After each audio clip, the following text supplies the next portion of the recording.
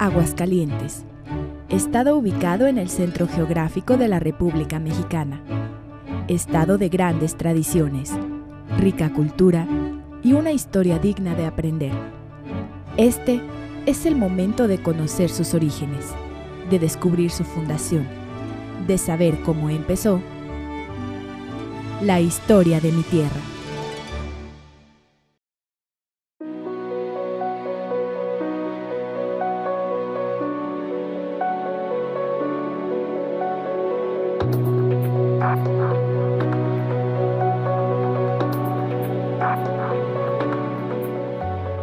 San José de Gracia, un gran pueblo de historia, de religiosidad y de leyendas, donde se construyó la primer gran obra hidráulica del país. Localizado al noroeste del estado, a 57 kilómetros de la ciudad de Aguascalientes y a una altitud de 2.050 metros sobre el nivel del mar. Esta región estuvo poblada por indios chichimecas, una de las tribus más sangrientas. Se dedicaban a la cacería, la pesca y eran mayormente nómadas. En fechas recientes, se han descubierto por esta región vestigios de asentamientos relacionados con estas tribus, entre los cuales se encuentran sus santuarios e incluso un espacio semejante a una cancha de juego de pelota.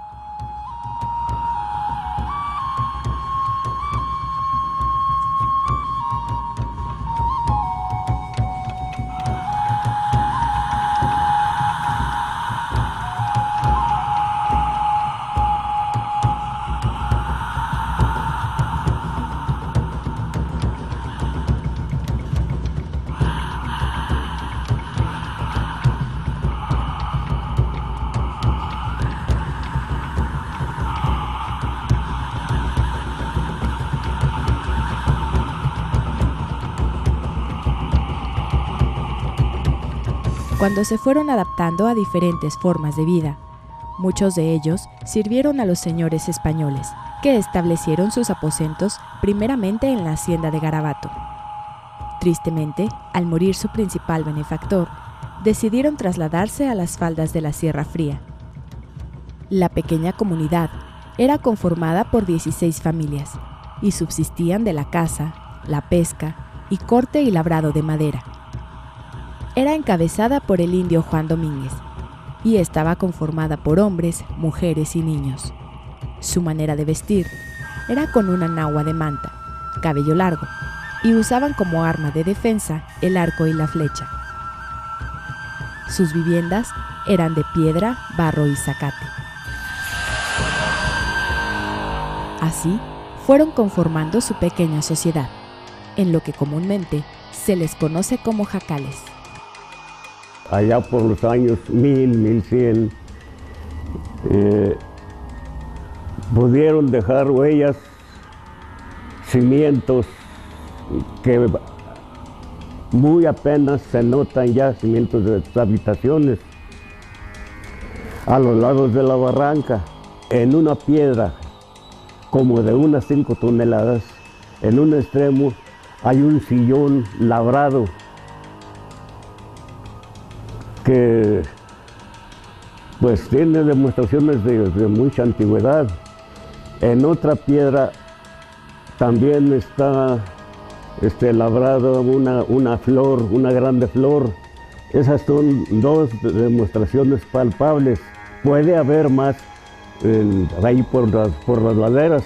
Sus finados eran sepultados en un lugar cualquiera que se les hacía más adecuado, pero al pasar los años seguramente ellos mismos vieron la necesidad de adecuar un lugar, aunque pequeño, pero en una ladera de esa barranca.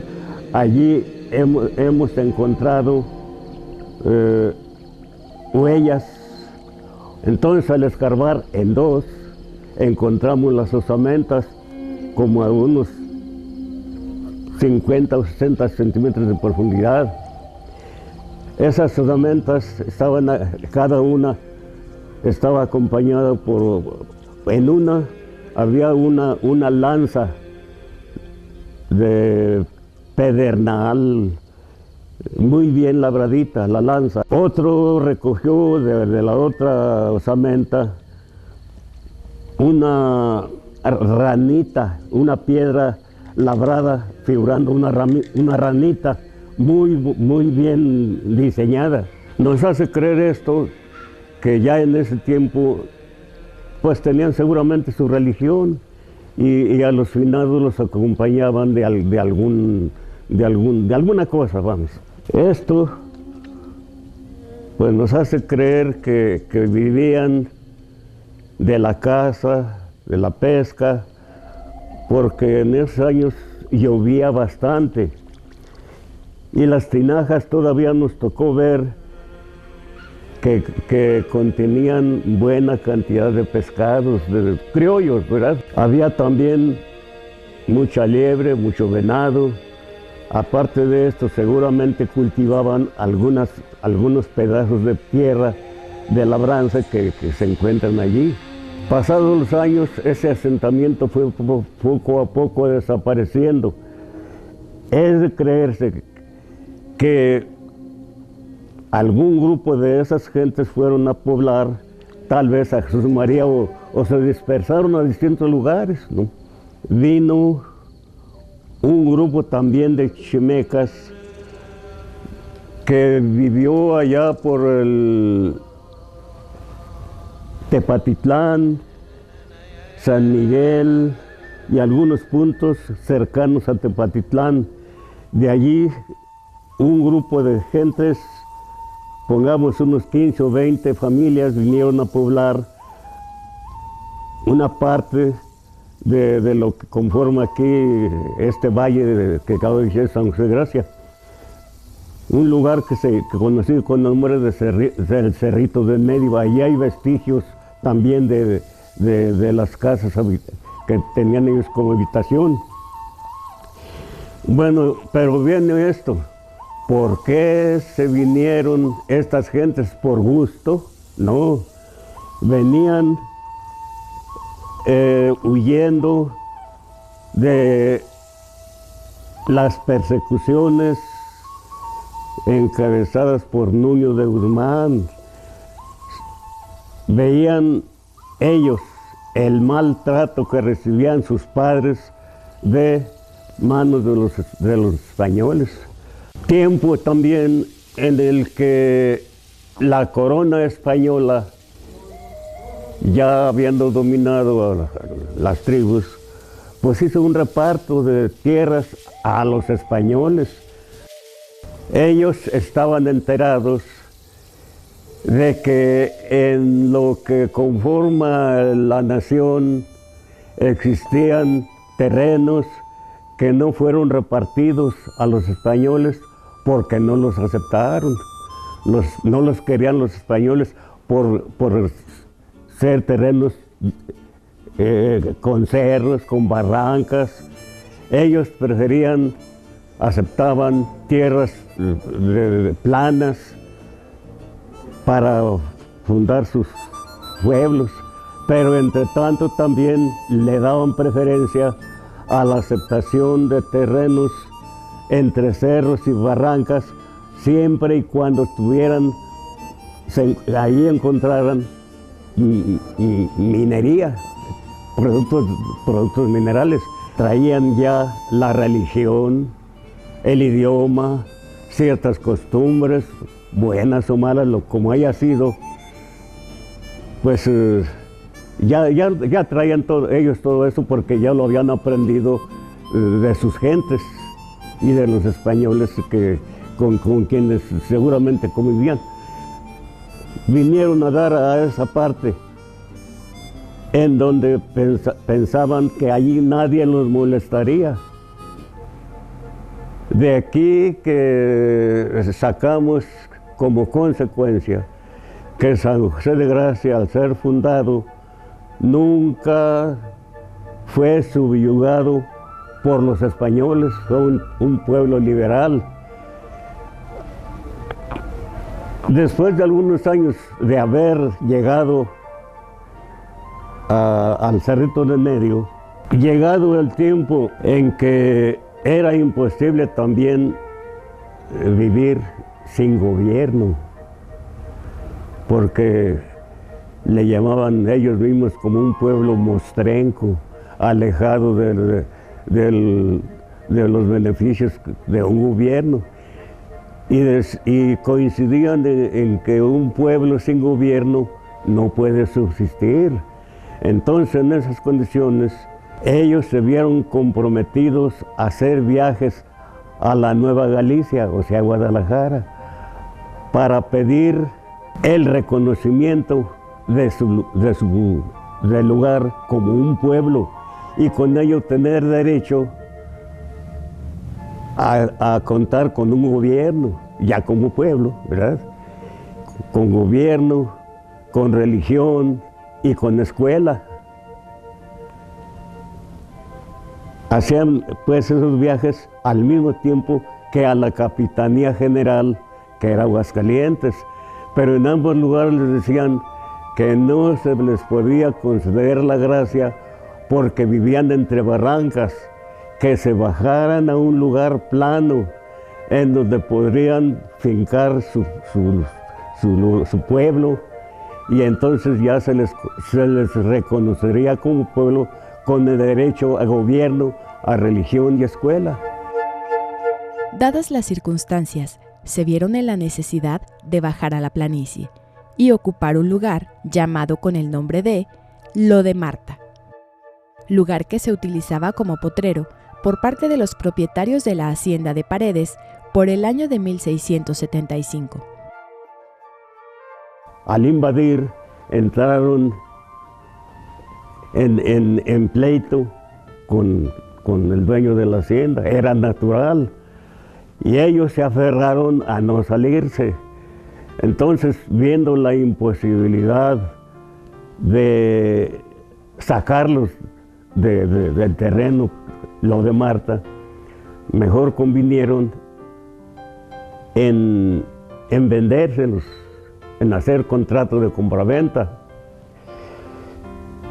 Convinieron así, pero los pobladores no podían pagar la cantidad convenida. Entonces hicieron a un lado el primer convenio y siguió el pleito, siguieron las discordias en grande, hasta en el tercer convenio, y hasta los primeros dueños de la hacienda habían muerto, hubo nuevos casamientos, nuevas nupcias, y qué sé yo. Entonces llegó el tiempo en que ya la dueña fue esta mujer, Marta. Entonces, en ese convenio viene la cantidad que se comprometieron a pagar en abonos. 300 y tantos pesos en oro. Eso costó el sitio de ganado, señor. Para cuando hicieron el contrato, ya ellos ya hasta se habían repartido terrenos para sus habitaciones y para abrir o tierras para de cultivo, en una palabra. Fue con el gran deseo de contar con una propiedad que en ese tiempo pues era muy deseable ser propietario de algo, ¿no? Entonces, por ese amor que le tenían al terreno, pues se convirtieron en ser muy laboriosos. Plantaron árboles, cantidad de álamos, también hicieron plantación de frutales, tenía muchas huertas, chabacano, pera, membrillo, algo de manzana, algo de perón, de granada, en fin, fueron creando un patrimonio familiar que le llamaban un patrimonio familiar centenario.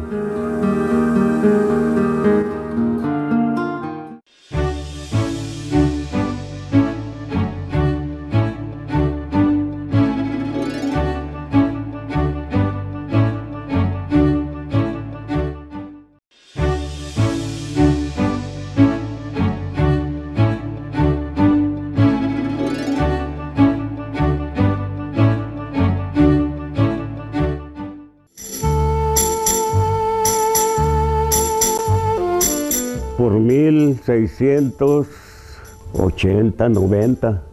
Tenían ya muy grabado el deseo de contar con religión. Dije, bueno, ¿y ahora qué? Ya tenemos gobierno. Y bueno, ¿y religión qué? Pues vamos a ver quién viene a instruirnos en la religión católica. Bueno, pero ¿qué hacemos? ¿Quién? Todos nosotros no sabemos nada de esto. Tomaron el acuerdo de ir a robarse un sacerdote, de ir a pedirle que viniera.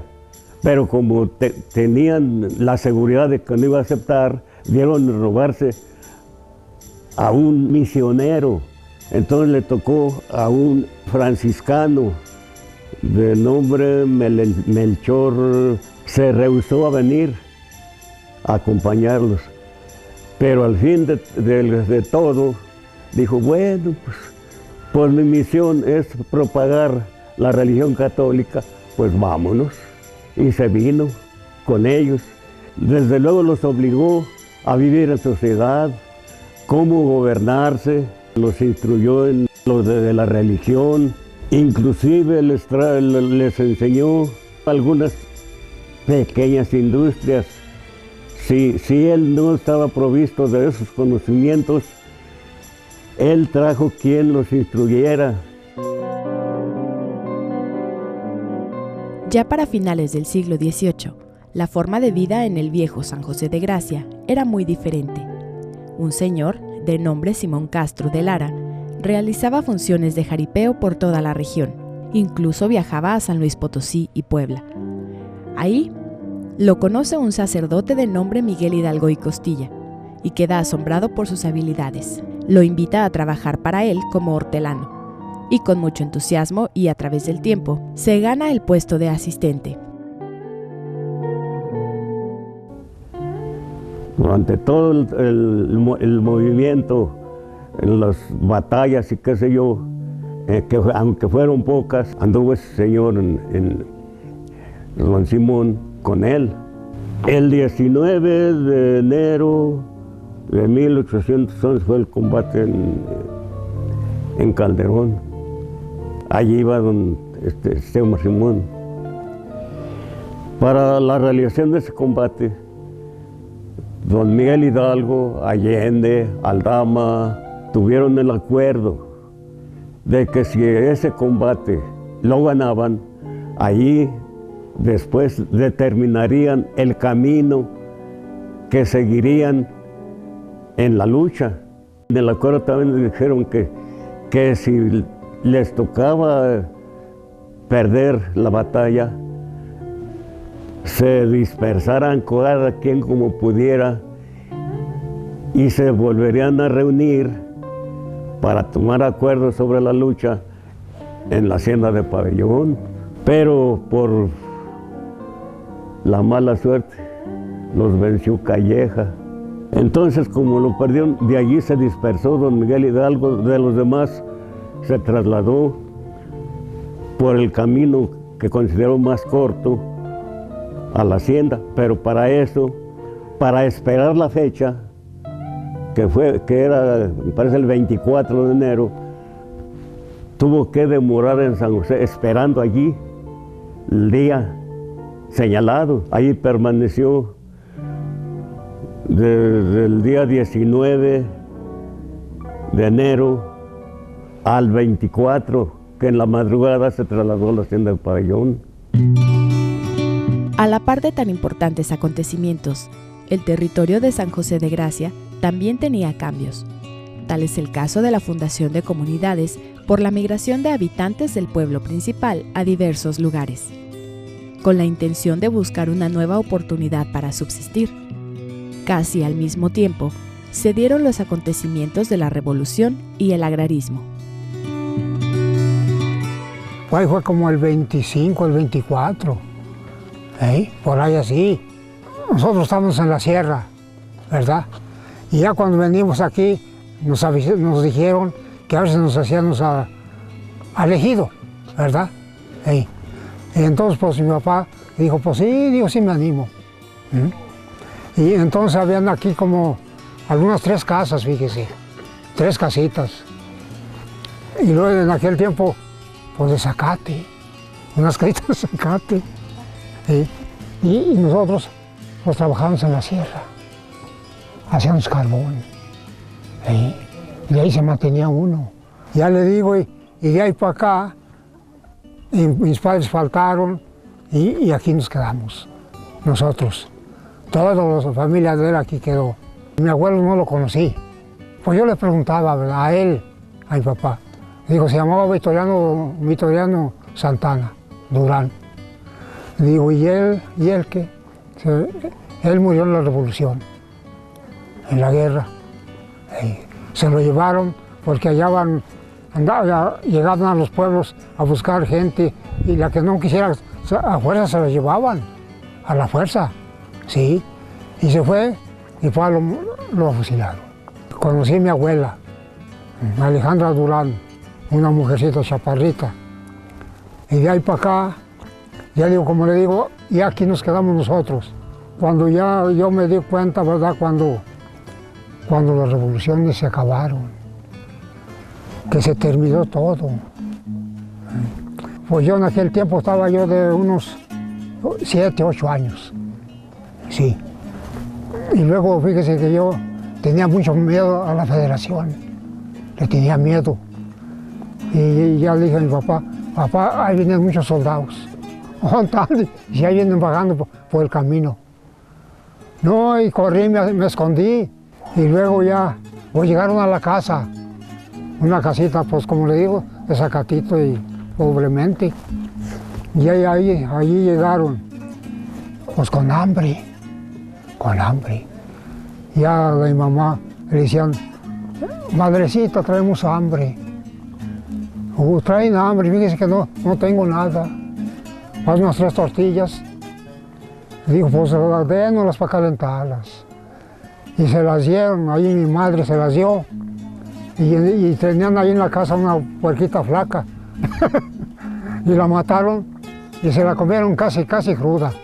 Ahí me la revolcaban en los brazos, mire, y se la comieron. Eran de caballería, ahí. Y luego ya, pues ya comieron ahí un taco, pues tanto era así, ¿usted cree? Yo estaba escondido. Dijo, pues ya pasó, ya se fueron. Dije, bueno, y esa gente.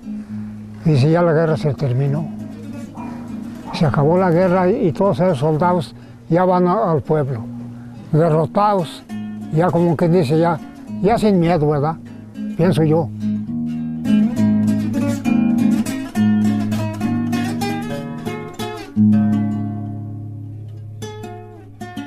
Sí, yo sí me acuerdo de la revolución, cuando bajaban los esos a caballo, llevándose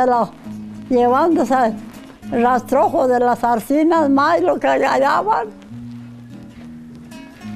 Corría uno a esconderse, se escondía uno porque llegaban y agarraban lo que había, miren. Si estaban las mujeres torteando, y les agarraban las tortillas, ya iban. Llegaban los otros y igual también. Todo eso nos hicieron cuando estábamos yo. Yo estaba ñequilla como esta niña. Así estaba yo.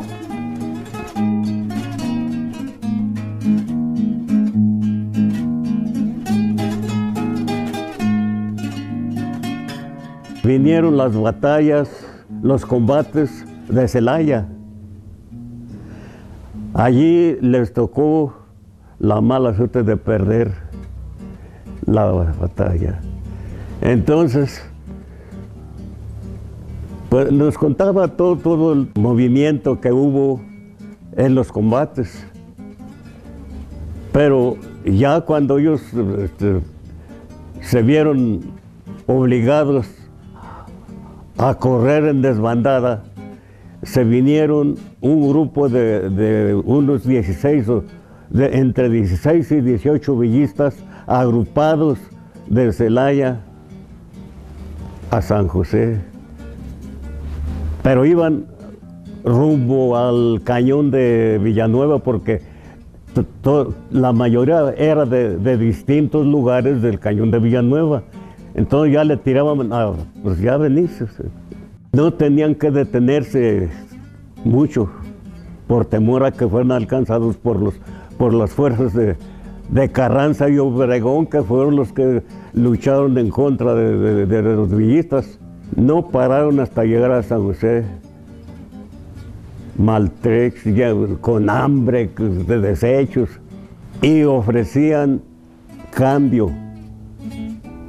Rifles y parque lo ofrecían por comida. A eso llegaron.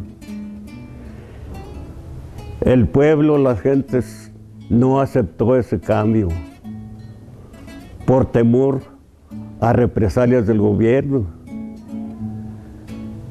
Entonces, como tenía mucha simpatía el ejército villista en el pueblo, se los llevan, vénganse a comer, vénganse aquí a pasar la noche, llegaron, y así lo hicieron.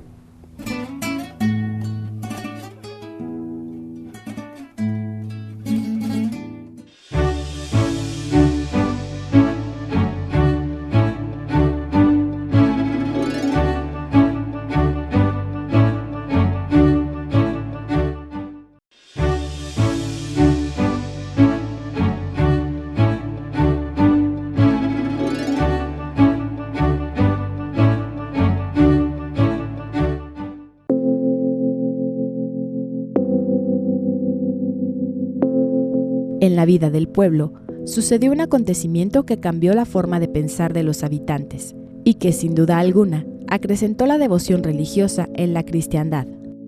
La llegada del Señor original, la imagen más querida y adorada por aquellos fieles moradores. Cuenta la leyenda que este Cristo llegó dentro de una caja de madera en una mula. Dicho animal, después de vagar algunos días por las calles, se dirigió hacia la puerta principal del templo. Ningún arriero era su dueño. Unos hombres, al ver al animal afuera de la iglesia, metieron la caja al lugar. Al destaparla, se sorprendieron al ver lo que contenía: una hermosa imagen de Cristo Redentor crucificado. Repicaron las campanas para reunir al pueblo. Lo llevaron en peregrinación. Lo aclamaron con cantos, rezos y oraciones. Pedían por sus cosechas y la bendición para sus familias.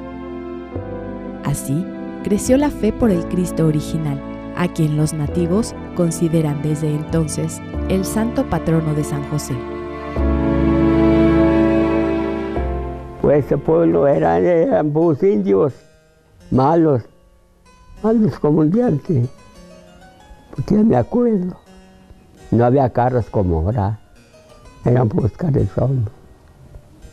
Y este pueblo, y es nomás que el padre decía que un padre San Agustín le echaba maldición a ese pueblo, pues eso se acabó. No lo querían obedecer. Fue que echó la maldición, que se le acababa Paredes, Santa Gracia, en el púlpito, y hasta la fecha se acabó ese pueblo, que no supimos ni a qué horas. Nosotros estábamos ya grandes, nos llegó el agua a la presa acá, hicieron esa presa ahí, que quién sabía que una presa, decía la gente, ¿cuándo se llena esta presa? Pues vamos a ver que mire se llenó esta presa. Nos echó el agua afuera, llovieron, creo que decían que 11 días y noches. Ya las casas ya eran unos arneros, donde que nos acostábamos, nos engarruñábamos como los animalitos, o sea, nos caían encima. Y se hizo esta presa y agarró agua, nos echó fuera. Ya está, yo ya grandecillo, estábamos acostados en el suelo, como animalitos, pobres, huérfanos, todos. Nos entró el agua por debajo de las casas, por el cimiento por abajo. Y las casas nomás goteaban, mire, para echar al nervio, nosotros ahí engarrullados. ¿Qué tanto tuvo de cierta esta maldición que cayó sobre el antiguo pueblo de San José? ¿Fue circunstancial o mera coincidencia? No podemos saberlo con exactitud. Lo que sí podemos decir es que para 1925, el entonces presidente de la República, el general Plutarco Elías Calles, decide construir la primera obra hidráulica del país, con la intención de crear el primer distrito de riego y de almacenamiento de aguas para la irrigación agrícola del Valle de Aguascalientes. Llegó en esos días,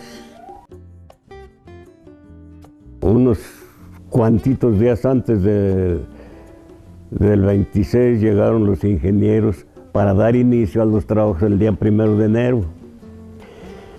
Rentaron una casa grandísima de un señor Rosario López. A la medida que iban aventajándose ya iniciados los trabajos,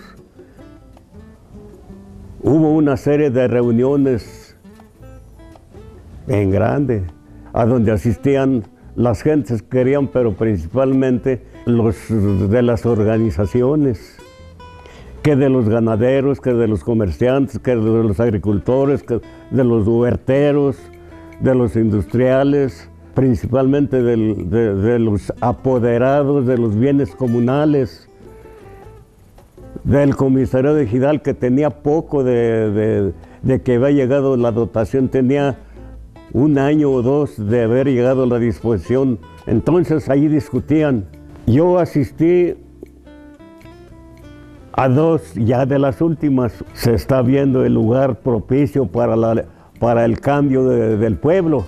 Nombraron una comisión que llamaron evaluadora de los predios, todas las propiedades, ¿verdad?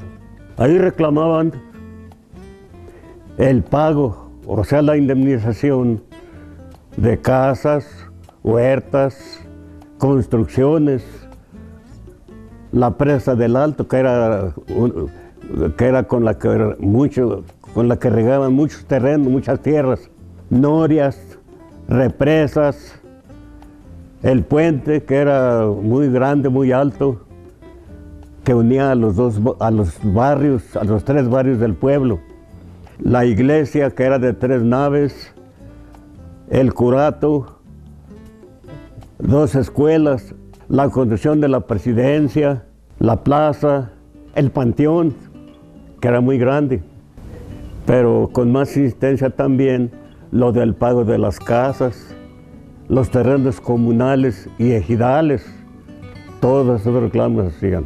La construcción de la presa va a traer un gran beneficio para el Estado, para la nación, y nosotros vamos a sufrir las consecuencias. Pero el cauce de la presa sería tan grande que aquel pueblo tan pequeño, en donde la torre del templo se distinguía a lo lejos, sería arrasada por los altos niveles de agua, que no se imaginaron podría captar la presa, llegando a una desaparición absoluta.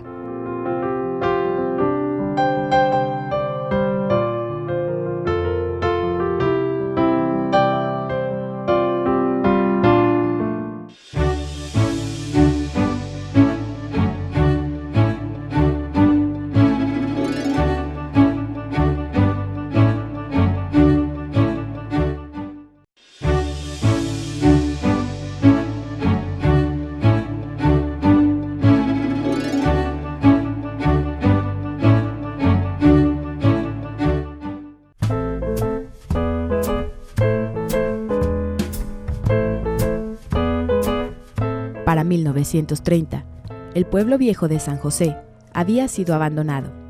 Sin embargo, gracias a la decisión de personajes como Antonio Ventura Medina, Rafael González Guerra y Juan García de fundar un nuevo pueblo, y con la ayuda de ejidatarios que se disputaron la tierra para encontrar un lugar seguro para vivir, el pueblo resurgió como San José de Gracia.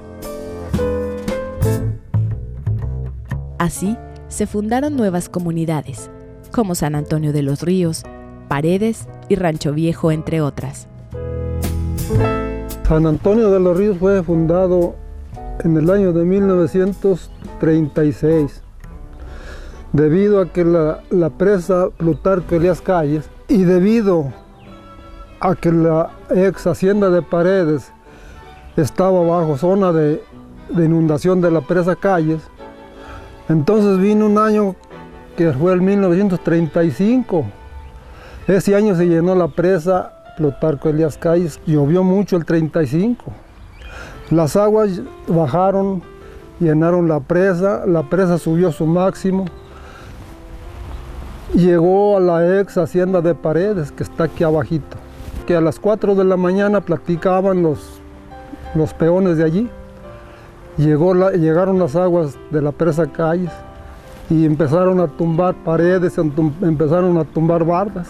Debido a eso la gente se salió y se dispersó, ¿verdad?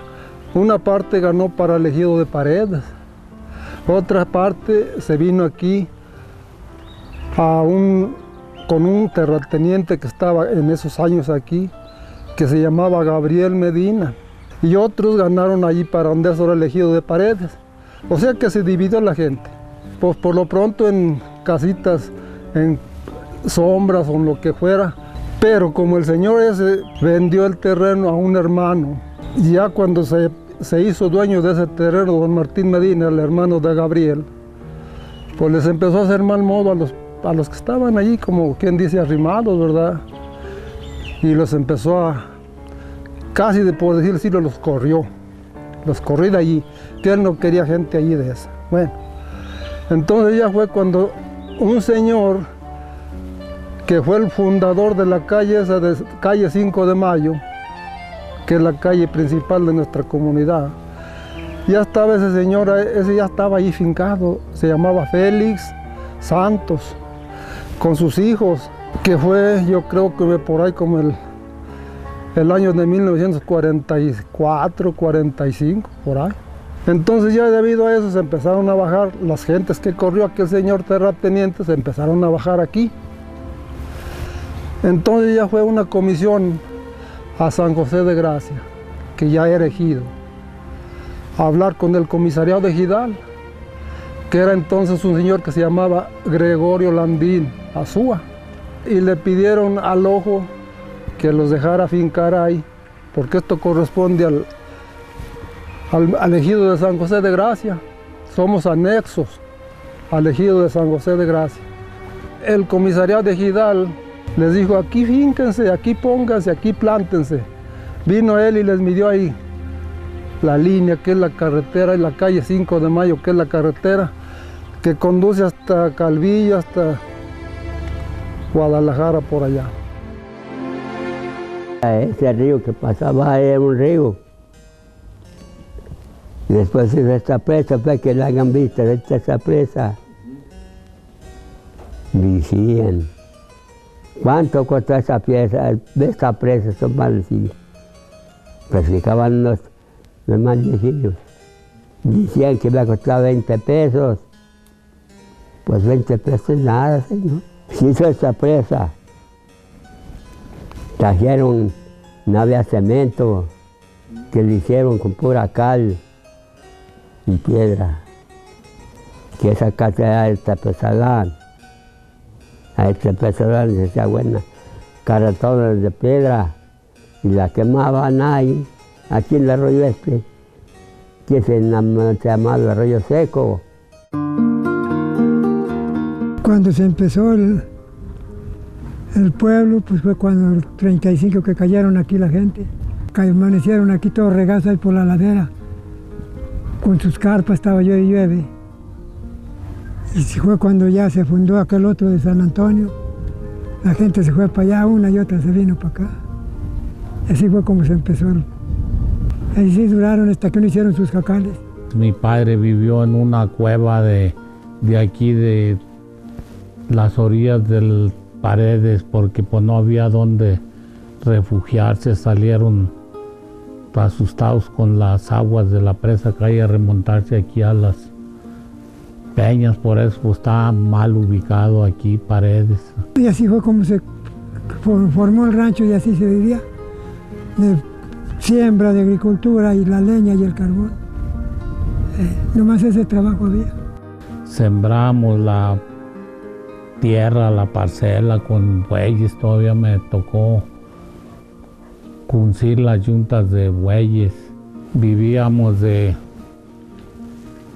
la agricultura y la sierra, éramos leñadores en la sierra de aquí, de los cascos de Sierra Fría. Ya después, cuando ya había más gente, entonces empezaron todos a trabajar en el estaño, escarbar la tierra para sacar el estaño. El mineral fue una fuente de vida aquí en la región esta del municipio. Vivía la gente del estaño, de la sierra, de traer leña, carbón, era carbonera la gente, y la agricultura eran las tres actividades que había. No había más trabajo ni obras en la ciudad, pues era seguro tan pequeña Aguascalientes que no había nada. Unos de por allá de Villa Hidalgo, vinieron 4 señores, aquí ya que anduvieron escarbando donde les seguro sabían que había, y se empezó a juntar la gente a verlos, y allí se fue agarrando ya el trabajo ese. Y entonces, no, pues toda la gente de aquí, toda la gente del rancho andaba. Venían de Villa Hidalgo, de Canoas, de allá de, ¿sabes cómo se llama ese otro pueblo? Venían al estaño aquí, todas esas laderas se escarbaron. La leña en Pabellón, ahí vamos, los burros cargados, era el medio de transporte, o sea, era el primer transporte, los burros, pues. De ahí comerciábamos la leña en Pabellón, el carbón. A mí ya no me tocó, nuestros padres en Aguascalientes, el estaño. Había compradores aquí, venían compradores de Aguascalientes, San Luis Potosí, a comprar el mineral, que fue grande en los años 40 hasta el 60. Ya no es negocio, se acabó el negocio. Último mineral que se trabajó fue en el estado de Veracruz. Ya nomás con la pura agricultura se mantiene uno aquí cuando se da. Como estos años no se dio, pues es batallar.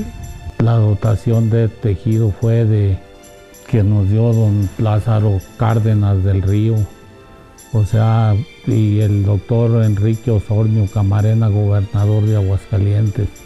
Primera dotación de 2.636 hectáreas para 46 ejidatarios con una parcela escolar.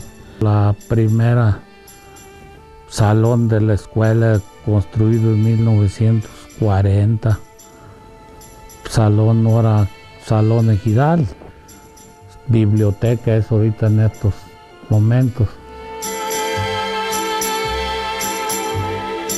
Antes era conocido Rancho Viejo porque era pequeña propiedad. Entonces ya al transcurso del tiempo, mi padre y otras personas hicieron gestiones para el ejido, para que se dotara el ejido, y después se fundó Rancho Viejo. Mi padre decía que en el 1936 se fundó nuevo Rancho Viejo. Es Rancho Viejo, pero que es más nuevo que el Rancho Viejo antiguo. Y esto dio lugar a que ellos se fincaron aquí con unos jacalitos, con un montón de miserias, pero fundaron Rancho Viejo. Nos dedicábamos a acarrear leña, primero mis padres, después nosotros, los hijos de los fundadores, acarreábamos leña en los burritos y como Dios nos daba licencia para sobrevivir. Pero aquí era muy raro las personas que contaban con 2, 3 vaquitas, animalitos ahí para... ordeñaban una vaquita, 2 y pues convivíamos. A veces el que tenía la vaquita o las 2 vaquitas nos ayudaban con un traguito de leche, pues nos alivianaban, ¿verdad? Pero pero era muy raro, porque aquí en la comunidad había nada más una persona o 2 personas, porque el rancho se componía como con 5 o 6 viviendas. De allí inició, y era muy, vivíamos con mucha amabilidad, se vivía con mucha amabilidad porque las personas que tenían compartían con nosotros los que tenían para ayudarnos para ir sobreviviendo, para ir comiendo.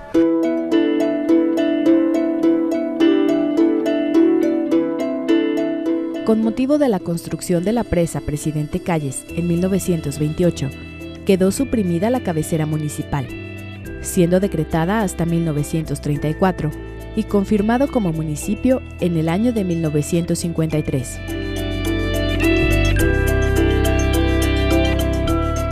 Hoy, San José de Gracia tiene un nuevo rostro, el rostro de un pueblo heredero de raíces y tradiciones ancestrales, creyente y trabajador, y con un nuevo motivo para sentirse orgulloso de pertenecer a la tierra de la gente buena.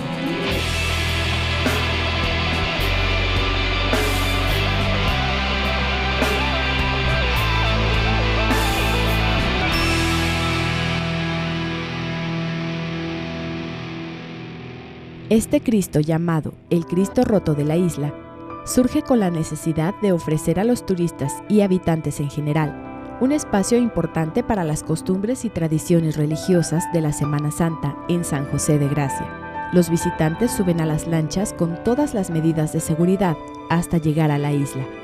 Después, se tiene que subir una escalinata para llegar al santuario, donde se pueden apreciar los Cristos a escala que se albergan en las iglesias del estado, cada uno con su descripción y milagros que han concedido. El Cristo Roto de la isla fue construido en los primeros años del siglo XXI. Mide 25 metros y está montado en una base de concreto premezclado de 3 metros, dando un total de 28 metros de altura.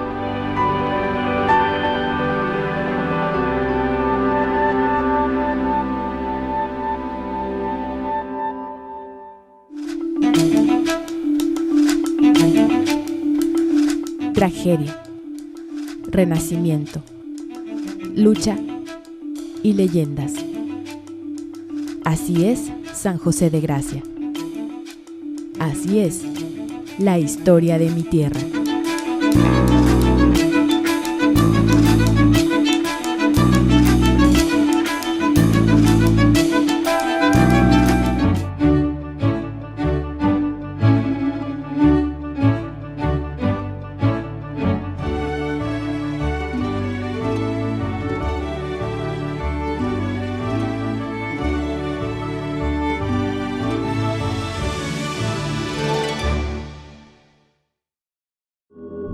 Esta fue una producción de Aguascalientes TV.